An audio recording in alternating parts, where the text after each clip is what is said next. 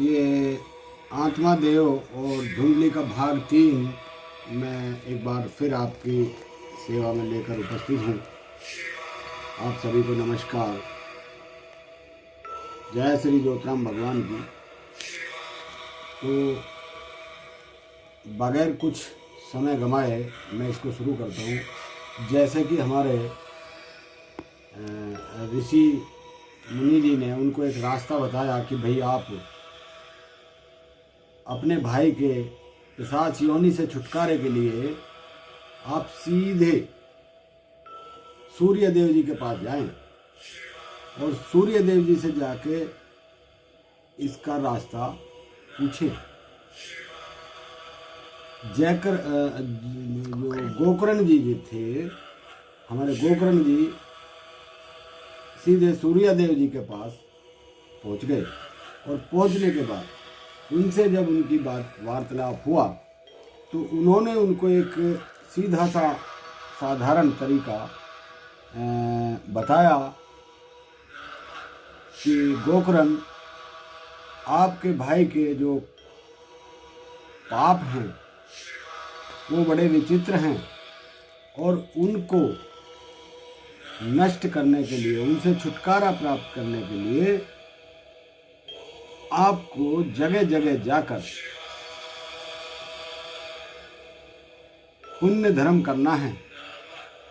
धर्म पुण्य करने के बाद आप उनको एक श्रीमद् भागवत कथा सुनाने का प्रयोजन करें, जिससे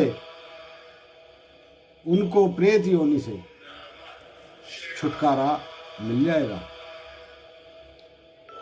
गोकर्ण यह सब सुनने के बाद और अपने घर वापस लौट आते हैं। कुछ समय के बाद अपने भाई से जब उनकी शाम को बातचीत हुई तो उन्होंने उनको बताया कि भैया, मैं आपके लिए कुछ ना कुछ ज़रूर करूँगा, आप मुझे थोड़ा वक्त दीजिए, थोड़ा सा समय दीजिए और मैं तब तक ये आपको श्रीमद् भागवत कथा सुनाने का इंतज़ाम कराता हूँ और आपको इस प्रेत योनि से छुटकारा मिल जाएगा। इसी बीच गोकर्ण उनको एक भागवत कथा सुनाने का इंतज़ाम करते हैं और उनको वहाँ कथा में बुलाकर बिठाते हैं। जब वो कथा में आ जाते हैं और कथा में बैठकर वो श्रीमद् भागवत कथा पूरी धारण करते हैं, श्रवण करते हैं, तो एकदम अचानक से उनको इस योनि से छुटकारा मिलता है और बड़े अच्छे वस्त्र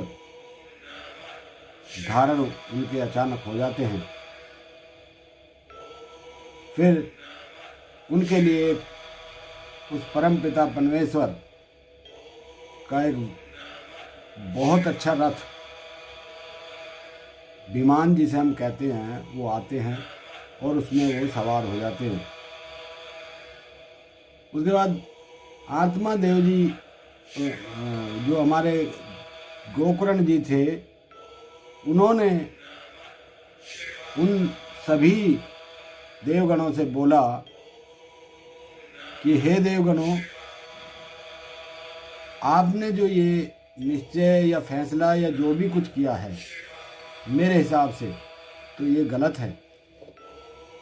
उन्होंने बोला, भाई ये गलत कैसे है?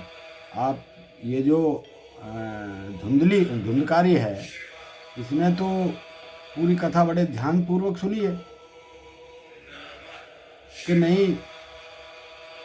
हे देवगणों, यहाँ जितने भी लोग बैठे हैं सभी ने आपकी कथा का श्रवण किया है, सभी ने आपकी कथा को धारण किया है, तो क्यों ना इन्हें स्वर्ग की सभी को प्राप्ति हो। उन्होंने कहा, देव जो आए थे देवगण, उन्होंने कहा कि देखिए गोकर्ण जी, जो ये धुंधकारी है, इन्होंने बड़े एक एक शब्द को बड़े ध्यानपूर्वक सुना और उसके बाद सुना और प्रेम पूर्वक कथा को श्रवण किया, इसलिए उनको परम धाम प्राप्त होता है।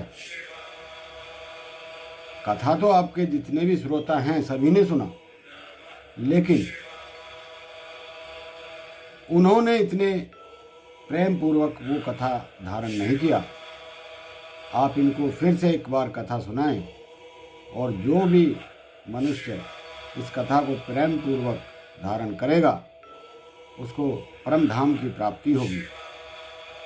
ये कहकर देवगण धुंधकारी को लेकर वहाँ से प्रस्थान किया और अपने लोग पहुँचे। गोकर्ण जी अपने घर वापस आ जाते हैं और वापस आने के बाद उन्होंने किसी दूसरे समय एक कथा का आयोजन किया और सभी जितने भी श्रोतागण थे सभी को उन्होंने फिर एक बार कथा को सुनाया और सभी लोगों जो बैठे थे या जो भी वहाँ भूत प्रेत प्रसाद जो भी थे सभी को परम धाम की प्राप्ति हुई। इसके साथ ही मैं आप सभी से इसके लिए क्षमा चाहूँगा कि अगर मुझसे कोई इन शब्दों में बोलने में कोई त्रुटि कोई गलती अगर हुई है तो मुझे क्षमा करें। एक बार फिर बोलिए शंकर भगवान की जय।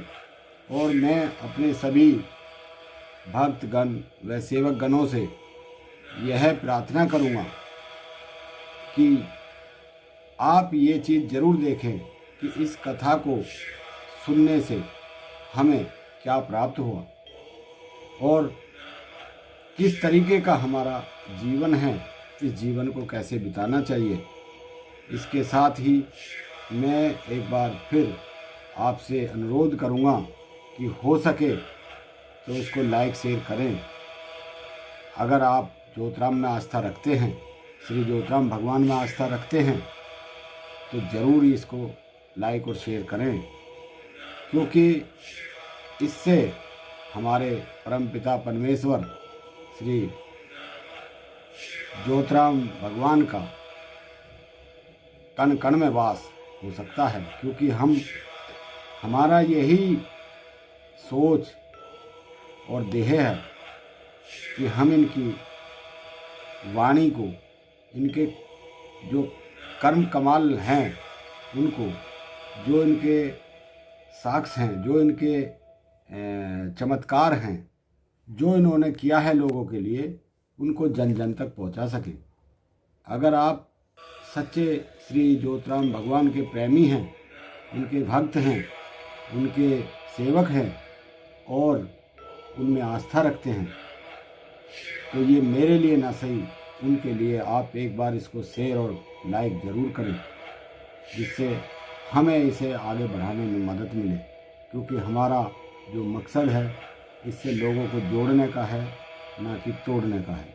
बोल शंकर भगवान की जय। बोल वनीन धाम की जय। बोल गुरु गोगन राम गोधारा की जय।